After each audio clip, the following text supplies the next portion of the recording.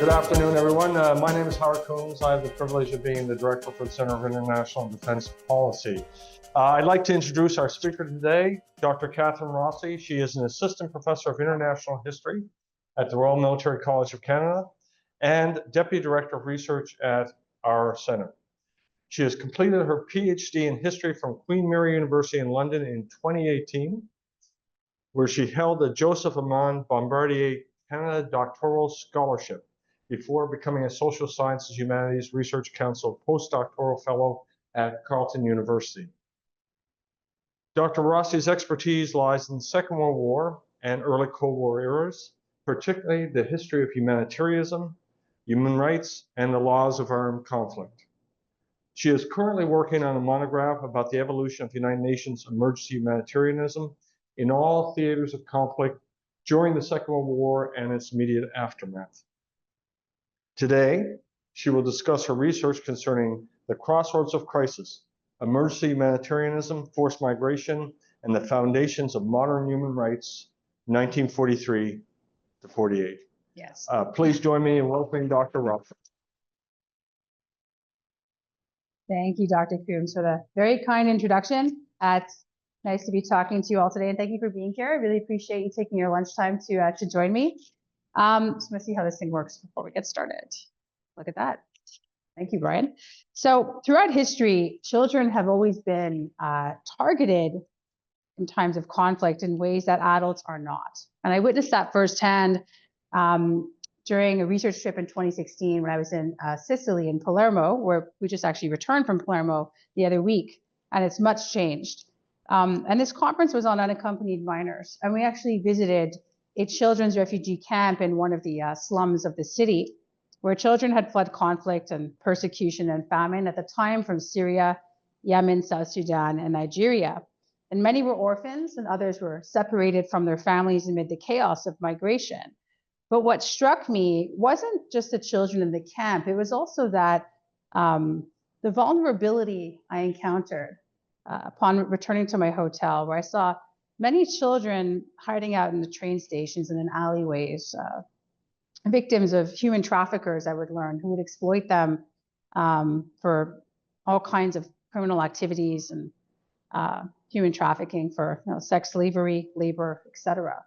And at the same time, in that same year, a few months later, the European Union's Criminal Intelligence Agency, Europol, had estimated that there were over 10,000 migrant children who had disappeared after arriving in Europe in 2016. So I was there in that moment. Many believed were to have been captured by criminal networks who were preying on these vulnerable children. Now, today, 2025 is no different. The latest estimate we have, for example, from the United Nations Refugee Agency is 2023. I assume the 2024 figure will come out soon, but we now know that the current rate of displacement is larger than after the Second World War. And I'm going to be linking to the Second World War shortly. So there's an estimated 117 million displaced people worldwide, which means that about 1% of humanity is currently displaced. Many of those are children. So as a historian of the Second World War, these numbers are concerning to me and very curious. So I want to just anchor us in two central questions before I get into the main part of my talk today. So the first one is, how and when did children gain specific humanitarian protections in the immediate aftermath of the Second World War? And the second question I want to answer today is, when did they become a distinct human rights category, and have these rights evolved over time? To answer these questions, we need to visit the immediate aftermath of the Second World War. Now, my talk today is based on my ongoing book project, which is in its very final stages. So it'll be published hopefully next year. And the title of my book is The Plot Against Children: Justice and Human Rights in Post-War Germany between 1945 and 1949. Now, this work is based on extensive research across archives in Germany, the United Kingdom, France, the United States, and it's been supported by generous funding from the Social Sciences and Humanities Research Council of Canada and the Canadian Defence Academy. Now, what my book is going to do is examine how the United Nations, together with the Allied military authorities in occupied Germany after the Second World War, collaborated and also at times conflicted to try and recover tens of thousands of stolen and hidden children who were somewhere in Germany after the war. So these children were kidnapped from Axis-occupied countries, particularly Poland, but France, Czechoslovakia, Finland, and others. And they were quote unquote Germanized. I'm doing a lot of air quotes today because I don't want to. I just want to reflect that. Some of the words I'll be using certainly do not reflect my own sentiments or thoughts. But they were Germanized through and then placed in supposed racially deserving Aryan families as part of Nazis' broader racial policies. Now, the United Nations discovered this fanatical and evil scheme in the aftermath of the Second World War, and they came to call this the plot against children. And this is why my book is titled as such. Now, today's discussion focuses on key historical moments. So we have the end of the Second World War, the beginning of the Cold War, the fall of Nazism, the rise of UN multilateralism, as we'll see. But it also emerges and addresses the questions of children's rights in the immediate post-war period.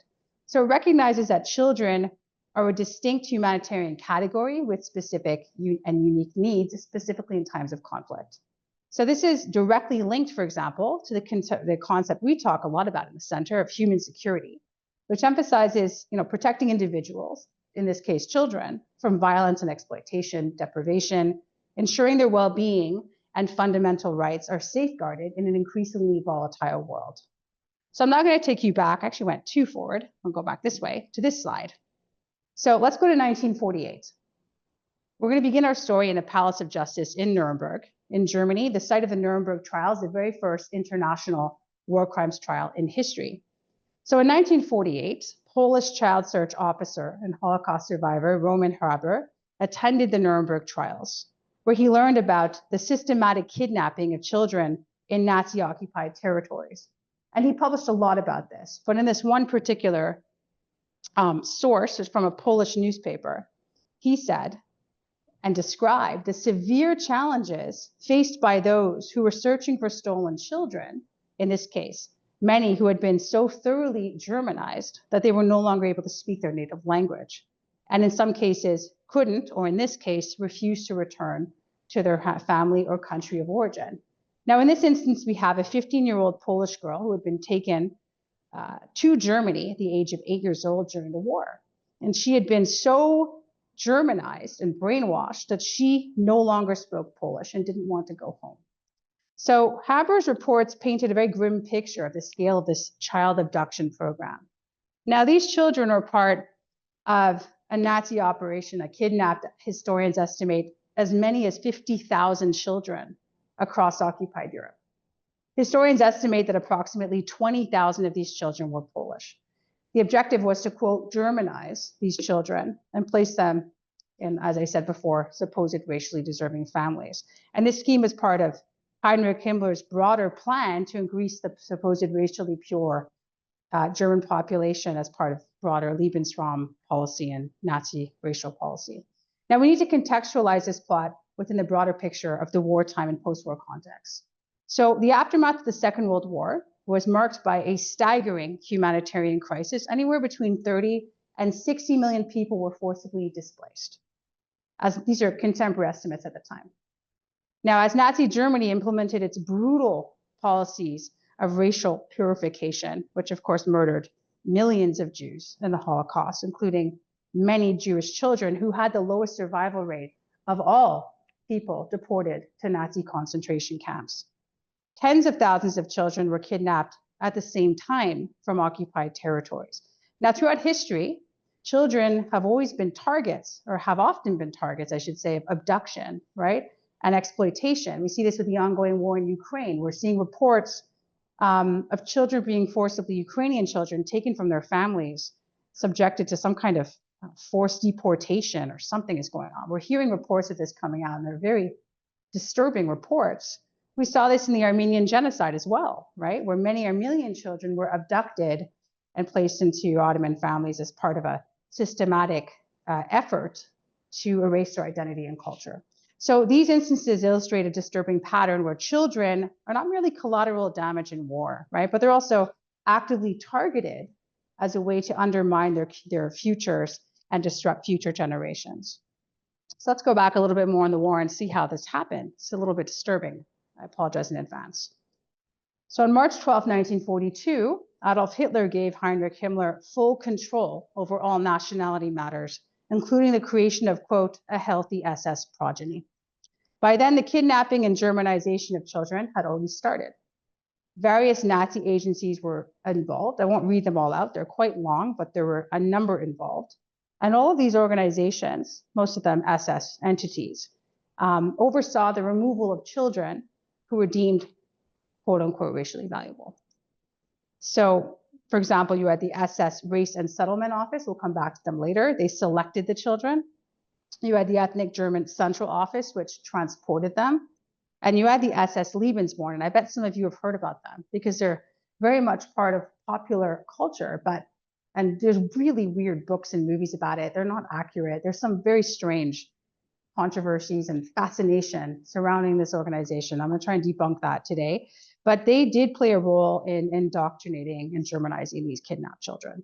They placed them in homes across Germany and occupied Poland and gave them new identities with forged birth certificates to erase their origins. I'll show you what those birth certificates look like in just a minute.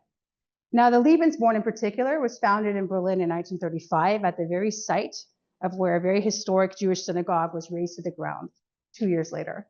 It was right next to it in Kristallnacht. It was supposed to be a maternity home for SS men's wives and relatives, mainly for illegitimate children, and doctors kept the mother's identities secret. Some think that these homes were supposed to, quote unquote, breed racially pure babies. There's no actual academic evidence of this.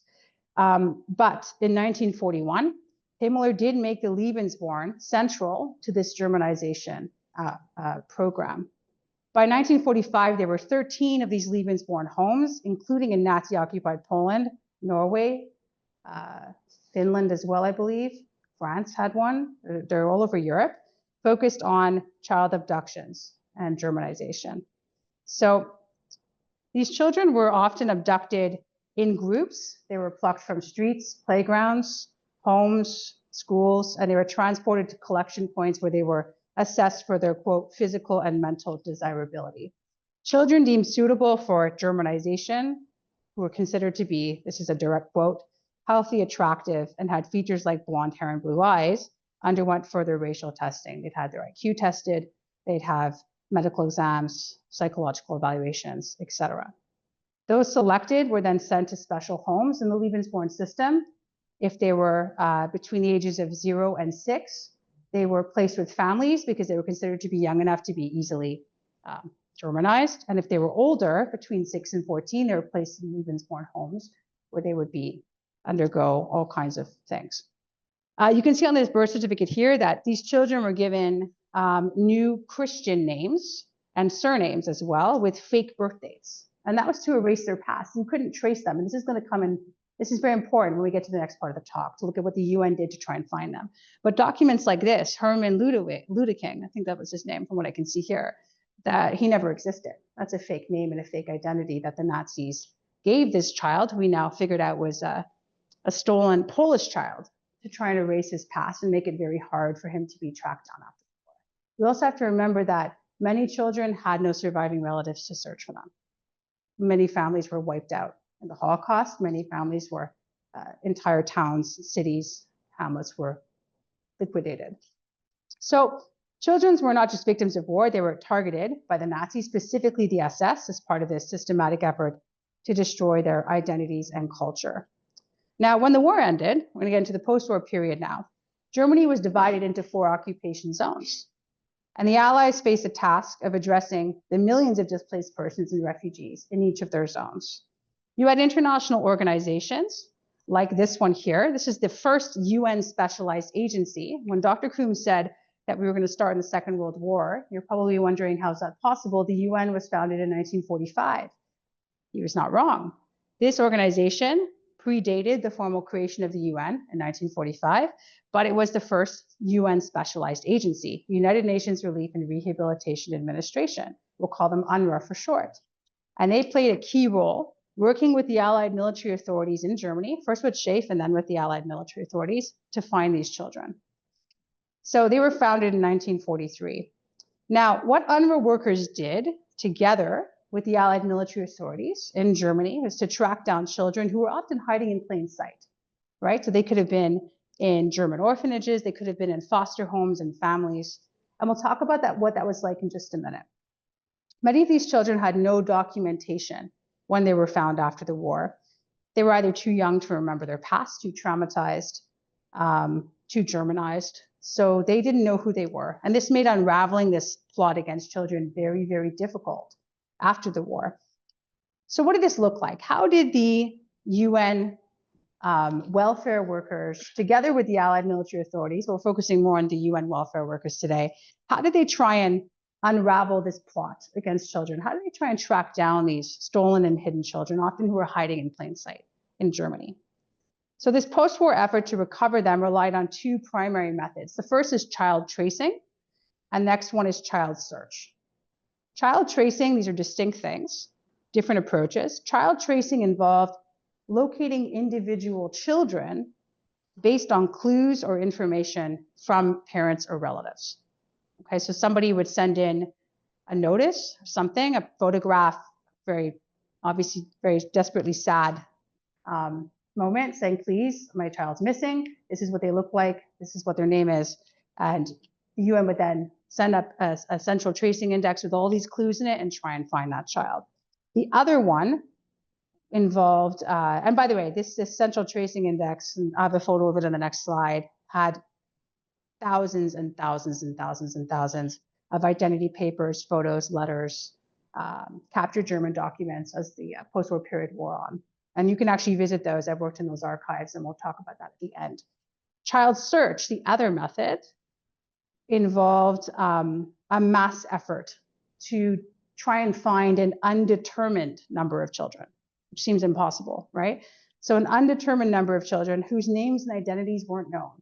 So they would literally comb through institutions, comb through orphanages, comb through schools, families in different towns. We'll see what that looked like in a moment, to try and see if anything stuck out. Is that kid really German? This process was very time-consuming and challenging because there were no specific search parameters. Now, this is what one of the rooms would have looked like, one of the UNRRA Tracing Bureau rooms where these child search officers would have worked. So by 1946, January 1946, so we have to remember the war ends in May 1945 in Germany, in Europe. UNRRA launched its child search branch. There's a photo of one of those offices with only 3 people. You can imagine that's not enough people. By March, 1,000 children were recovered. And by July 1946, the team grew to 6 people, and then eventually to 15. And of those 15 workers, they spoke a combination of 27 languages. And there's a reason why we needed to speak 27 languages in Germany and one of these places in 1946. But the Bureau was very understaffed, right? Eventually it grows to about 90 people. And to give you an idea, there were about 5,300 UNRWA workers in Germany alone, but only 90 looking for these stolen kids. Now, they coordinated with the Allies, and I wrote a whole thesis about that. I can talk about that if you want, but I won't bore you today. It's very interesting though. Just to give you an idea, the Soviets did not sign an agreement with UNRWA. So the UNRWA could not operate in the Soviet occupation zone, okay? So they worked in the 3 Western zones, but each government, each military government had their own rules, had their own policies, regulations, and UNRWA was subordinate to that, and they had to follow that. And nobody could be moved in or out of the zone without the military government's consent. So how did this work?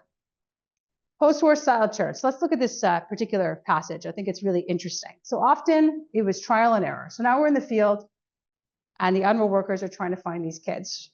So trial and error, as noted in one August 1948 report on refugee children. So this one says here, to winnow out facts and track down clues, an investigator must combine qualities as linguist, child psychologist, and detective. Often when speaking German to a child, investigators casually drop a question in Polish, French, or Czech. The child replies in the same tongue sometimes, providing the first clue that may lead eventually to a reunion with family members. Sometimes remembrance has been rekindled by a snatch of a folk song or a native lullaby. So it's one way they may have been able to figure stuff out. I have fascinating stories about this working. But not all children were able to provide that kind of clues through trial and error. One particularly poignant case involves a 3.5-year-old boy named, we're going to call him Pierre in this particular case. And Pierre was taken across the Pyrenees during the war. This is not Germany, but it's still interesting, right? So he was in Spain by a French resistance worker. And he couldn't recall his name. He forgot his past. But after being called various names in an attempt to trigger recognition, Pierre was finally cleared by his mother. That's a happy story. We like this one, right? He was actually reunited with his mom, and his real name apparently was Charles. Okay. Some reunifications were purely by chance. So the Nazi Germanization apparatus, as we know, worked to erase all traces of a child's past. So this really complicated efforts to trace their origins in the immediate post-war period. So German foster parents were often shocked, believe it or not, to find out that the children they had adopted during the war were not, as they were told, children that had been orphaned in more on the Eastern Front. That's what they thought. Still complicit, still, right? But in fact, they had discovered that they were children from Yugoslavia, Poland, Italy, or France. So they were often told they were German orphans when they were adopting them, but they weren't. And many of these couples were older because they were eager to adopt because many of them had lost their sons on the Eastern Front. Okay. So one case involved a child named Johann Atzmann, and he had been adopted by a German couple, a General and Mrs. von Mann, during the war from a Lebensborn center in Poland. Now, they were assured he was pure Aryan German, only to discover that he was actually, after the war, an orphan from a bombed-out area of Yugoslavia. In another instance, a German couple from a small town of Erzin had adopted a girl named Editha. They also thought she was a German war orphan, supposedly. But she was later found to be an Italian child, and they actually did find that child's mother. When UNRRA attempted to remove her, to repatriate her back to Italy to be with her mother, the adoptive mother threatened to commit suicide. So the case was closed. And when UNRRA went back for a wellness check a few months later, the family had completely disappeared. Nobody knew where they went. So this made it very difficult for child search workers to do their job. They were also faced with a moral dilemma once a child was recovered. So was it right, as one welfare officer wrote in their memoirs, to remove a child from the only family they had ever known, even if they were a German family that had knowingly or unknowingly, right, had taken them from, Now, while many children in Lebensborn homes in this memoir, this is a welfare worker that wrote about this, she was kind of trying to work through this ethical dilemma she was facing, but whether or not to remove children from German homes. She said the children that she had encountered that had been in Lebensborn homes and then in German families were well treated by the families, but it was contentious, right? It was controversial. She didn't know what to do with this question because some people argued that removing or forcibly removing a child from the only family they knew, a German family, could be seen as vengeance, while others felt that leaving children with their adoptive families would be seen as complicity in the crimes of the Nazis. So ultimately, each case was treated individually and no consensus was reached. So what happened? How many children were recovered after the war? Does anyone have a guess? Do you think this was a successful operation? Judging by what I just told, I gave you some happy stories. There's a lot of unhappy stories. Not really. So the outcome. So between 1945 and 1949, I've calculated that 15% of the processed child cases were solved. That's the processed cases. Now, it's not the ones that nobody ever knew existed, right? There's still many cases that nobody knew or never came to one's attention. By December 1949, when the operation was winding down, 7.5% of children were located in Germany and 4.5% outside of Germany. No new cases were accepted after 1951, and a lack of resources and time meant that many children would never be located or identified. So tragically, many children probably never even knew their own fates. We don't know the true number. Estimates say there were probably 50,000 children stolen and kidnapped, but we don't really know, and we'll never truly know the true extent of the problem. And that's something that the Allied military authorities and UNRRA did acknowledge at the time. What about international justice? Was justice served? The question of accountability was addressed in Case 8 of the Nuremberg trials, which focused on the SS Race and Settlement Main Office, the Russia trial, as it came to be called. It's pretty unknown of all the Nuremberg trials, this one hasn't garnered too much attention, but it's an important one, as all of them were. Now, this trial was held from October 1947 to February 1948, and it specifically examined the kidnapping of children for Germanization, forced deportations, extermination of Jews, the sterilization of workers in forced labor camps, and many more crimes against humanity and atrocities. Now, the results of the trial was mixed. So there were mixed convictions here. So the chief defendant, Ulrich Rafut, who's pictured over there, he was the chief of staff of the Reich Commissioner for the Consolidation of German Nationhood. That's an SS organization that was supposedly responsible for the resettlement of ethnic Germans. So you can imagine what came along with that. Okay, the long list of atrocities that would have accompanied whatever this guy was supposed to be doing. But what did this SS organization do under SS chief Heinrich Himmler, right? Well, it would have been responsible for some of the most heinous crimes of the Nazi regime. For example, liquidating towns and cities, forcing Jews into ghettos, deporting them to camps, kidnapping children, sterilizing forced laborers, and much, much more. But for all of this, Rafut was sentenced to life in prison. 7 others received prison terms, not very long prison terms. 5 were sentenced to time already served, and 1 defendant was acquitted. So while the trial represented a step toward accountability for wartime atrocities, many argue that sentences were insufficient given the scale of suffering. So if we return now to our 2 questions. So how and when did children gain specific humanitarian protections after the Second World War? Well, UNRRA's efforts to recover stolen children were only part of its broader missions. That's just one thing that they did. They did a lot more than this.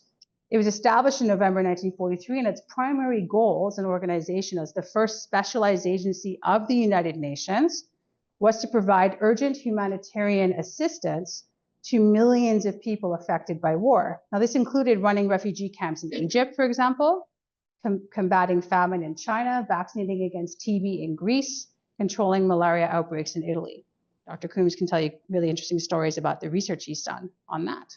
Now, in Germany, its child recovery efforts were just one aspect of a much larger operation to assist displaced persons and refugees in Germany. That's just one operation, including, for example, survivors of the infamous Nazi death marches, Holocaust survivors, lost children, and so many more. But it was not meant to operate forever. So limited funds, a series of controversies, and a short mandate meant that UNRRA shut its doors in 1947. It did serve, as I said, as the first UN specialized agency, and it did pave the way, as you can see on this slide, for the creation of contemporary UN agencies that continue to operate today. But why does this matter? Because we need to understand that many contemporary humanitarian attitudes and approaches, like providing relief and rehabilitation to those affected by war, are anchored in the crises and responses of the 1940s. The creation of specialized agencies during the immediate post-war period really ushered in this professionalization of humanitarian aid that we see happen after the Second World War through organizations like this. So for example, if we look at UNICEF, founded in 1946, which provides emergency aid for children, well, that task was actually carried out by UNRRA for about 2 years before UNICEF would absorb all of its personnel and its budget. We now know about the World Health Organization. We've heard a lot about them in recent years during the pandemic. They continued UNRWA's work in public health and emergency medical supplies, sanitation conventions, and so forth. And UNRWA's refugee work was taken over by first the International Refugee Organization, which later then turned into, or merged, I should say, into the UN Refugee Agency. And they created something called the International Tracing Service. And you saw a photograph of it earlier today with all the documents in the room.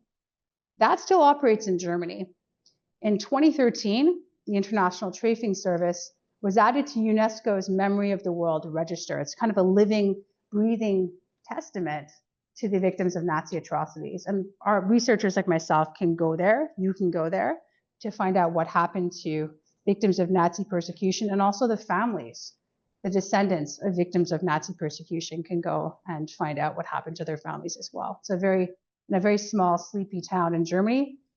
There's nothing there but a castle with a very bankrupt and Drunk Prince, who holds very crazy Christmas parties apparently, but just doesn't do much else. There's an archive, there's one grocery store, and one very weird hotel. That's it. But it's a fascinating place to work. So we've answered our first question, right? How and when did children gain humanitarian protections after the war? What are the second question? And this one's going to be short. When did children become a distinct human rights category? Have their rights evolved over time?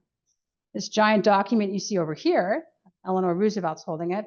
They have smaller versions. You don't have to get something that big for your wall, but this is really important if we think about the fact that now in 2025, there are more people displaced in this moment than at any point after the Second World War. Displacement is larger now than it ever was in 1945. So what was the UN doing, particularly to recognize the suffering of victims of Nazi and fascist atrocities after the war? So this is where human rights come in. So this document here, Watershed Human Rights Document, on December 10th, 1948, the UN General Assembly adopted the Universal Declaration of Human Rights. And this is really the first time we ever see the human rights of men, women, and children written down on one document. So it's really a watershed human rights document. You know, we've seen this document is built on watershed documents throughout history, from the Cyrus Cylinder of the Persian Empire to the Declaration of Rights of Man and the Citizen, the French Revolution. But for the first time here, all people are recognized on one piece of paper as having fundamental rights and freedoms. There's 30 human rights written on that document. The Declaration also paved the way for particular children's rights. The Universal Declaration of the Rights of the Child in 1959, which is based on an earlier League of Nations version. And that eventually leads to the final version of that, the Convention on the Rights of the Child in 1989. And these documents were really shaped by the suffering of children during the war. You think about it. I think if you trace it back and see how it's evolved and different milestones here, because the convention establishes several key principles. For example, the universal cutoff age of childhood is 18 in the 1989 convention. The right to an education, the right to life, liberty, and security, the right to a name and nationality, the right to not be separated from one's family. So each of these human rights was viciously attacked in the Second World War, and the humanitarian and human rights responses, I think we could say, of the immediate post-war period kind of anchored in those experiences. So where does that leave us now? So today, UNICEF estimates that 47 million children under age 18 are forcibly displaced due to conflict, climate change, political persecution, and other reasons. And this really highlights the ongoing challenges faced by children worldwide. These challenges are not just humanitarian issues, but they're central to the concept of human security. And we know human security is an approach that really emphasizes the protection of individuals, ensuring that they're free from fear, want, and indignity, to borrow some terms from the UN, but while also addressing essential needs, right? Food, education, healthcare, etc. So in a world increasingly marked by volatility, uncertainty, complexity, ambiguity, a VUCA world, we use that term a lot these days, the security and well-being of children becomes even more important, because unpredictable crises such as conflict, climate change, political instability, make it increasingly difficult to secure their fundamental rights and to protect their futures. So to sum up, in this context, human security and children's rights are, of course, inseparable, and denying children access to their human rights compromises not only their well-being, but the stability of entire societies. So ensuring that their rights are upheld in a VUCA world is essential for both their individual futures and the broader goal of human security. And only by securing the rights and well-being of children can we prevent future atrocities that continue to happen, but certainly hopefully like those witnessed during the Second World War, to ensure a future where human security is realized for all. Thank you.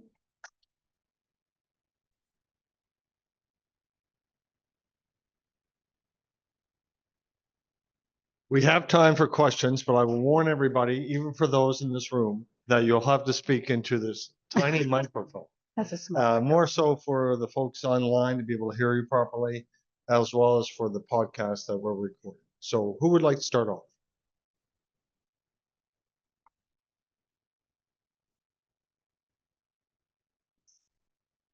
That is truly the world's smallest microphone. I don't think it gets smaller than that. Thank you. This is super interesting. I had a question about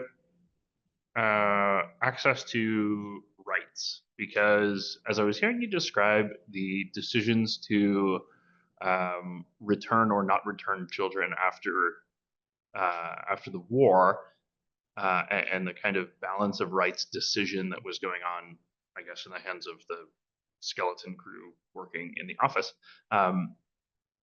didn't really sound like the child's rights were front and center there, that it was more kind of birth versus adoptive parents. And so I was wondering, was one of the lessons learned from that the necessity of having a direct representation or status of the child as a bearer of human rights? And would that have changed the administration of this, or was it just not enough resources, never going to work? Great question. So one phrase we see a lot of at this time in documents is, the best interest of the child. And everyone's throwing that term around, but no one really knows what it means. But there's an element of this I've completely glossed over, and that's the early Cold War. And that's a huge part of my project. When it comes to dynamics between, for example, the military authorities and UNRRA, the workers that were trying to find these children, they had a lot of clashes that intensified as the Cold War started to heat up or cool down, or whatever expression you want to use. You also see, for example, Roman Haber, the first passage I included there, Poland is distraught over the loss of its children, but you also see as, elections are happening in East Central Europe. You see clashes and things happening in the press, targeting, for example, Great Britain, France, United States, and accusations of like, hey, they, together with UNRRA, are trying to steal children from, let's say, Czechoslovakia, Hungary, Poland. So there's a lot of different competing factors there and clashes going on that intensify as the Cold War heats up. To answer your question, honestly, the best interest of the child, children's rights, nobody's really considering it. They're really a pawn in a new Cold War order, sadly enough, that I didn't have time to talk about really. But so some people here are very well-intentioned.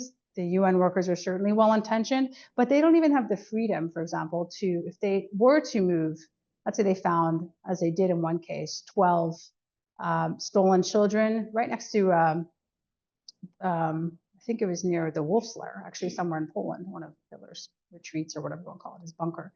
And they wanted to move them out. No, it wasn't there. It was actually in Munich, my bad. That was a different story. So if it was in Munich, it would have been the American military government. And the Americans did not want them to move them out of that area. They said, no, you can't move them out of the zone. You can't repatriate them for various reasons. So there were many levels there that had to be navigated, a lot of channels, a lot of competing ideologies, a lot of clashing policies that didn't always go together. But at the end of the day, children's rights really took a backseat, and it really wasn't a happy ending. I'm not sure if that answered your question, but I did want to bring in that other perspective I didn't get to mention about the different dynamics of the Cold War and how that would have further complicated and muddled this whole situation. Yeah, thanks. Thank you very much. Does that work? I think so. Thank you very much. This is quite an emotional journey for you. If you'd like, could you share some of the high points and low points of your research and what you uncovered? Because what you presented is very emotional. I really appreciate that question. No one's ever asked me that before. The high points were like the happy stories like Pierre, the reunion with his mom. I didn't want to make this too dark. The low points were probably the 6 months I spent going through Nuremberg testimony and court documents. I did have nightmares. It was horrible. And the lowest point in that moment would have been when I uncovered, this was a pretty big find. This will be in the book. I don't know if anyone's heard of the Lidice massacre. Has anybody heard about this before? This was a massacre, Operation Anthropoid, anybody? This is when Reinhard Heydrich was assassinated by Czech resistors with help from the British intelligence. So they assassinated Reinhard Heydrich, who was one of Hitler's besties, you can put it that way. And in retaliation, Hitler ordered, as he did all over Europe, really, revenge, reprisal killing. So they targeted this very small, sleepy town and right outside of Prague, about 60 kilometers away. And you had Wehrmacht and Gestapo together and SS going in, and they basically razed this town to the ground. And they kill all the men and boys. They deport all the women to Ravensbrück concentration camp, and then they select 7 racially valuable children for Germanization. If you go to Lidice today, there's a memorial there. It's really moving. It's life-size. You have all 103 children who were murdered. They were all sent to the ones who were not racially valuable were deported to a concentration camp in Poland called Helmo. And you see this life-sized monument of each child who was deported. So the low point of that horrible situation and just terrible, despicable atrocity was reading through the testimonies of the 7 children. Actually, there were only 5. I don't know where the other 2 were at Nuremberg in K-8, reading through their affidavits and reading through their testimonies of what they endured after. That was really horrible. But that's a big find. And nobody really knew what happened to all of the children. So I am glad that I found that information from the ITS archives in Germany, but it was a very difficult thing to read. Very depressing topic. Thank you for your presentation. Thank you. So closely related to the first question. Sure. So since that takes like a historical point of how the UN grappled with the thing of the best interest of the child, because that's very central to like children's rights. So now how does the UN then grapple with it in current time in light with the Convention on the Right of the Child and obviously like the very big work they do on children's rights? Does the UN still politicize the best interest of the child, or do they actually stay in tune with the best? Because that's very central to protecting children's rights. It's a really good question. It's a very loaded question. There's no way I'm going to answer it the way you deserve to hear it. Maybe you have an opinion. I can say, we have to remember, human rights aren't laws, right? They're ideals, they're aspirations, they're ideas, they're not laws. So to actually enforce any of these conventions, it's hard to do, right? I mean, they're ideas, right? And I mean, technically they're inalienable, which means human rights aren't supposed to be given or taken away, and they're universal, which means everyone's supposed to have them, but we know that's not the case. So how are they enforced now? Honestly, I don't even know how to begin to really answer that. It just delves into all kinds of other questions, but I mean, we take it for granted, right? We don't, I mean, if you were to read through, I do this at Students Lab, we read through the whole list of the Universal Declaration of Human Rights, and we don't even realize half of those are, because we have them, we wake up, we don't have to worry about freedom from torture or arbitrary detention or, right to education. We don't think about this here, and we're very fortunate about that, but that's not the case elsewhere. But I mean, your question, I don't even know honestly how to answer it, but something that I will try to think about. Probably never answer in my lifetime, but do you have an opinion about this? Maybe you do. Yeah. Sorry. Because I worked in the human rights space before coming here. I worked at the Center for Human Rights. More about that. All your So like we do like all of this work around children's rights, and then the African CRC, which is also like the charter, and then children's rights activists, they always hold on to that thing that it is the best interest of the child. So how they approach that is to always ask the child. And that's why, for example, at the African level, there's like the Children's Council that sits or like advises the welfare committee. So there's the experts on the rights of the child, so adults, but then there are the children that they also get to contribute to the discourse. So on issues of like children displacement in Sudan, for example, the Children's Council also has a say in it. So that's their definition of holding up to the best interest of the child. So bringing back agents, giving agency to the children. So I just wanted to understand how the UN at the international level grapples with that. You know, it's interesting you say this, because thinking back to what I've done, what I've seen in my research, I never once encountered anybody, an occupation official, soldier, military, a UN worker, anybody, state representatives, because everybody sent their own people too. On top of the military occupation authorities in the UN, you also had each government would set up a kind of repatriation board to look for their kids, right, in the countries. Not one in any of the documents I looked at, and I looked at a lot, ever asked the child, what do you want? That's really interesting. I never thought about that before today. So, thank you for that. No, children definitely had no agency then, but this is a really, thank you for that. That really is, yeah, it's Please. Thank you very much.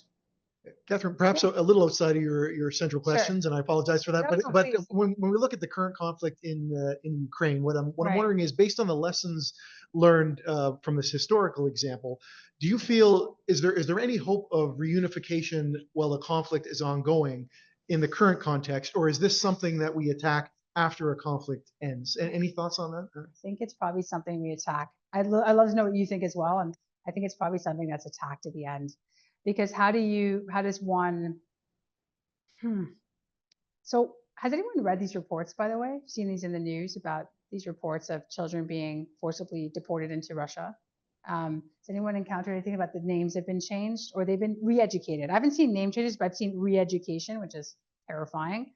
What does re-education entail, right? I don't know. But I feel like this is probably a post-war, post-conflict, if that ever happens, and I hope it does, large humanitarian challenge and legal challenge as well, excuse me, because it would involve also recognition of, war crimes, crimes against humanity. And will that ever happen?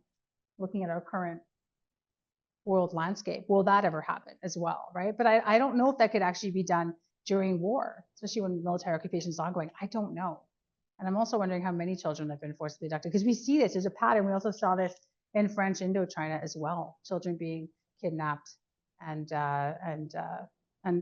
sent back. That's the word you see in the documents, back to France. What does that mean, right? Also, in Germany, the French zone, France was facing a demographic crisis, right? They had a very low birth rate, and they were actually taking children from the zone and sending them into France. There's all kinds of stuff going on then and now. But to answer your question, I don't think it's something that could be dealt with. I'm by no means an expert on this, but I don't think it's something that could be dealt with in wartime. But I don't know. Do you have a view on that? I'm not sure. No personal view on it, to be honest with you, but it did strike me because I think most recently, in the discussions of some cuts to USAID, it came out that potentially some funding for an NGO linked to tracking, kidnapped children was also reduced. So it kind of struck me that maybe there's organizations beyond just international organizations currently involved in this. There are. So, for example, Save the Children is working with a couple other organizations, but they're currently trying to start this process. Save the Children is doing something on this right now about forcibly deported children, Ukrainian children, to Russia. So there are NGOs working on this issue. I don't know how far they'll get. I know somebody who's actually working on it, and I've kind of been asking questions. I'm very curious to know. I'll keep you posted, but certainly under the radar. We don't hear a lot about it, but the NGOs they're getting in there, and we'll see. Yeah, maybe not at a national, international level, but you do have NGO level. Well, do you know what I'm trying to say? Yeah. I have a question. I know this is all part of a monograph that you've put together. What were your key conclusions by the time you pulled together all this research? That's like the opposite of the elevator pitch question. So what's your project? I don't know if you guys are probably even getting that. What's your project? Key conclusions: that the best interests of the child were not put front and center, that international justice was not served, and that this was, in the broader context, if we look at Germany, this is actually the largest civil military operation in history. This is huge, what's going on in Germany and in the rest of Europe at this time. So you see an unprecedented degree of cooperation and clashes between civilian agencies and military authorities. And you see it in Austria. It's also under military occupation. You see it in parts of Italy. It's happening in Japan as well, by the way. It's very interesting. And in Germany and in other places too. France, it's not under military occupation, but there's different dynamics there. So my main conclusions: justice was not served. And that's the final part of my project, is I'm really doing a deep dive into case 8, the Nuremberg trials. It's very hard to find detailed documents on this. I can find all the final reports of the American Military Tribunal. All that's there, but I want to find more. But it looks like justice wasn't served. It looks like the main objectives of the child recovery program were not met. It's also hard to ascertain to what degree they weren't met, because we truly don't know the true extent of the problem. People at the time acknowledged this, and I'm not the only one working on this project. People now think that as well. We don't know how many children were stolen, and we don't. So therefore, it's hard to know how badly did the program fail. There we go. Those are my main conclusions. Thanks, Dr. Rossy. Adam Moore, are you willing to take a reaction as opposed to maybe a question? And Yeah, please. I would appreciate that. like, thank you very much. This like you hit me right in the feelings, and it was great delivery and everything. But like, I just feel like this is such a condemnation about humanity. Like, the number of displaced people have doubled since the end of the Second World War, and that, you know, case 8 really didn't inform Canada. The 60s scoop was after this. Like, I just feel so like disappointed in ourselves, and I'm just wondering, like, what does that say about us today? And you know, the idea that I'm trying to articulate and failing at is like this dissolution of international organizations. Like, I don't imagine that things are going to get a lot better in the short term, and we maybe need to redouble our efforts. But if you have a reaction to mine, I just say thanks once again. Thank you for that. I think it's good to be disappointed. I think everyone in this room has strong feelings about stuff that matters, right? But I think that maybe it kind of issue is, I sometimes I'll be looking at something happening on the world, and I'll go, where's people's outrage, right? Why don't people care anymore? Do people never care? You'll be scrolling, oh, that's terrible. Oh, that's all. Okay. Well, oh, look, a message from my friend. I don't know. I don't know what's happened to us. Maybe we just don't care. Maybe we're desensitized, but I can't imagine it's going to get better anytime soon. I'm not sure, but I mean, I share your sentiments for sure. And it is kind of, it's depressing. I know you've probably all, I mean, I'm a historian. Did you guys figure that out yet? So is Dr. Coombs, so is Dr. Arthur, but history, what's Mark Twain's expression that we often like to say? History doesn't repeat itself, but it rhymes, right? And I think it's important to try and, you know, kind of converge or at least merge together or consolidate history with the present, because a lot of what's happening at this time illuminates contemporary concerns in our world now, right? And I think it's important to look back to kind of, you know, what lessons can we learn from this? Hopefully jar us out of inaction. And yeah, but I share your feelings. Yes, thank you so much for educating us on this topic. I was curious, you mentioned that we unfortunately see this pattern of children being kidnapped and brought into other homes, and the 60s scoop, as you mentioned. It sounds like it occurs in such a wide range across history and cultures in different countries. I'm wondering, I guess from like a military perspective, is there a common thread in terms of the Yes. aggressor's short-term and long-term goals? Why are children being taken and weaponized like this? What are they trying to achieve? Thanks. It's a fantastic question. So when you're looking at this through the context of Armenian genocide, Second World War, Holocaust, many others, right? You see all this, even if you look at the Srebrenica massacre, ethnic cleansing, so they called it. Right? There's elements there of children being separated from their families, real gender side. There's different dynamics, but the common thread here is when you have a genocide, according to the UN Convention, is the deliberate, systematic killing of, in whole or in part, of a race, ethnicity, nationality, or religious group. It can be 1, 2, 3, or all 4. By targeting children, right? In this case, whether it's murdering them in gas chambers, whether it's killing them outright, horrible, let's just say, or whether it's kidnapping them, deporting them, and re-educating them. We see all kinds of Germanize, re-educate, right? What does that do? What would be the intended effect on the part of the perpetrator? Which sounds terrible to say. That would be to erase, to destroy that group, whether it's a national group, religious group, racial group, ethnic group.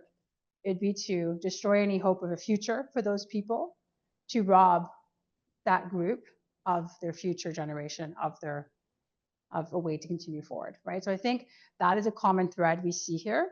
In the case of, I can't really comment on what you mentioned about the 1960s, but I'd like to talk about that after, if you don't mind. Just like 2 seconds, I want to write something down.